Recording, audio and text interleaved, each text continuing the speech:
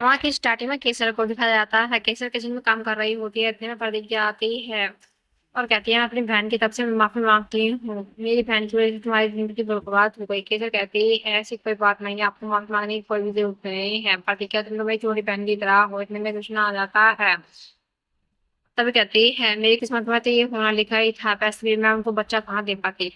अब कम से कम उन्हें आरोसी से बच्चा तो हो सकता है ना। अपना प्रतिज्ञा को समझाता है, तुम्हें इन कचड़ों में फंसने की कोई भी जरूरत नहीं है। तुम भी परेशान होती हो, वैसे भी तुम अपनी बहन को समझाती हो, तुम्हारी बात मानती भी है। तुम्हारी बहन की वजह से भाभी की जिंदगी और बर्बाद हो गई, ये तुम अच्छी तरह से जानती हो। इतने में आरोसी आती सारी बात को सुन लेती है और कहती है, मेरी वजह से किसी की जिंदगी बर्बाद नहीं हुई। अगर यही उन्हें बाप होने का सुख नहीं दे पा रहे हैं तो इसमें वो क्या कर सकते हैं। वैसे भी उनकी शादी किसी ना किसी चीज तो होनी थी और मुझसे हो गई, तो उसमें कौन सी बड़ी बात है।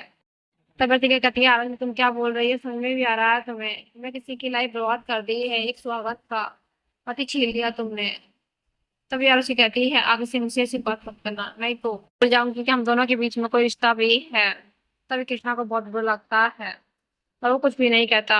आरुषि को प्रतिज्ञा समझाने की कोशिश करती है, प्रतिज्ञा की बात नहीं सुनती और वहां से चली जाती है। कृष्णा कहता है, और कृष्णा को समझाने की कोशिश करोगी, समझा कर तुमने अपनी बहन को देख लिया है ना, आप तो तुम्हारी बात मानने के लिए तैयार नहीं है। तुम उसके पीछे क्यों पड़ी हो, वो उसकी लाइफ है, उसे जो करना है करने दो ना।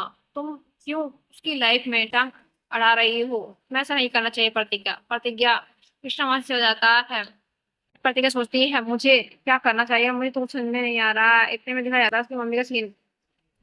आरुष की मम्मी अपने गहने गुड़िया बेचने जा रही होती है। इतने में आदर्श को देखकर छुपा लेती है और कहती है, आदर्श क्या हुआ माँ, आप कहाँ जा रही हैं। तब उसकी माँ कहती है, कहीं नहीं बेटा, बस मुझे थोड़ा बहुत काम था इसलिए मैं जा रही थी और कुछ नहीं।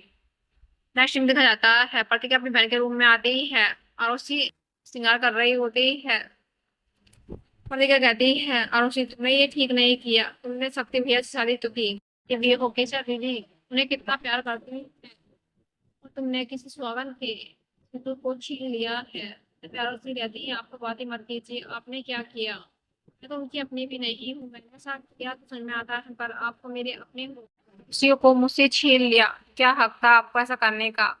तभी आरोसी अंदर से बाहर आ जाती है। प्रतिज्ञा भी इसके पीछे पीछे ठकरान कहती है, ये लगती है मेरी बहू भाई, पूरा काम जल्दी से कर लेती है।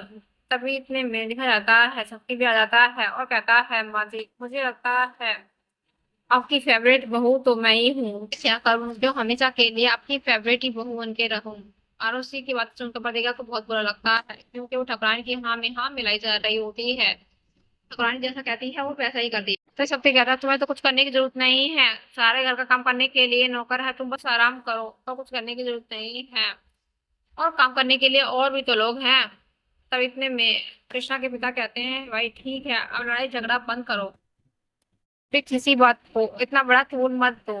वैसे भी घर में छोटी मोटी बातें होती ही रहती हैं। कृष्णा प्रतिज्ञा वहां से निकलना है उचित समझते हैं और वहां से चले जाते हैं।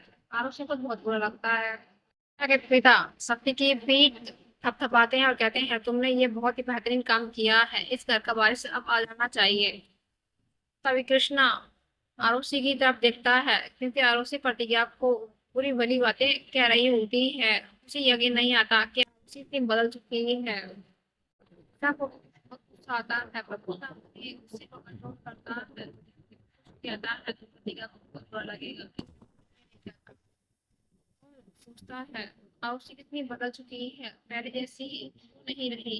प्रतिज्ञा से पहले कितना प्यार करती थी, अब उसकी आंखों में प्यार नहीं नजर आती है। इस एपिसोड को फुल वॉच करना चाहते हैं जियो हॉटस्टार या स्टार पर, उसमें जाकर फुल वॉच कर लीजिए।